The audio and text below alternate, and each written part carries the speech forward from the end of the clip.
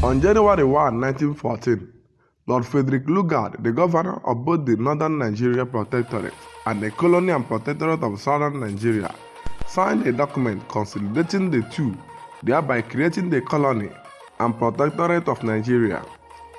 46 years later, in 1960, Nigeria became an independent state. Anniversaries are times for reflection, and given that today, just over 110 years after amalgamation, the country is still grappling with its national identity and reanimated separatist movement, it is worth reflecting on how exactly Nigeria became Nigeria.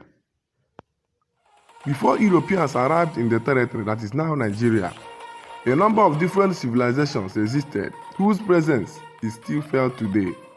For example, in the north, Islam was predominant. In the 19th century, there were two Islamic empires, the Sokoto Caliphate and the Borno Empire.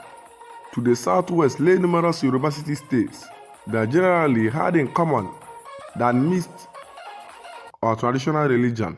To the southeast was an Igbo kingdom, Mri, and a collection of semi-autonomous towns and villages in the Niger River Delta. Such regions were linguistically, religiously, and politically distinct. While other colonial powers, such as the Portuguese, became involved in the region by way of the slave trade as early as the 15th century. The British arrived in force only in the 18th century. It was not until 1861 that they formally occupied their first Nigerian territory, Lagos, in a bid to protect Christian converts and trading interests, and to further their anti-slavery campaign.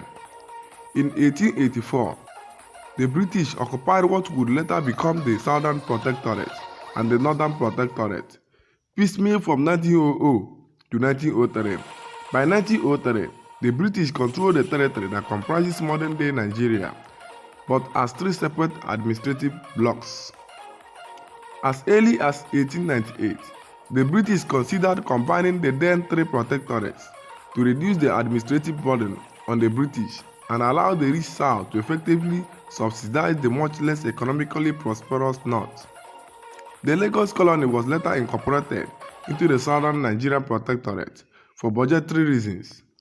This is what Lord Lugard was referring to in his infamous description of how a marriage between the rich wife of substance and means, that is, the South, and the poor husband, the North, will lead to a happy life for both.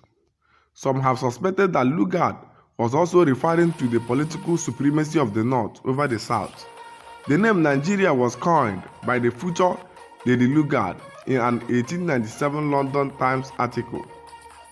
With Lord Lugard's arbitrary conception of Nigeria in mind, one can begin to see the many and varied problems colonialism created in Nigeria, across West Africa, and around the world. Not least among these problems for Nigeria in particular was the problem of a unifying national identity. It is no wonder that diverse people, forcibly united into single states, sometimes turned to separatism. Contemporary examples range from Biafra to Ambazonia in Cameroon, to Somaliland in Somalia, and to Azawad in Mali. Thank you for watching. Please help us by subscribing to our YouTube channel. Turn on the notification icon for more updates. Thank you.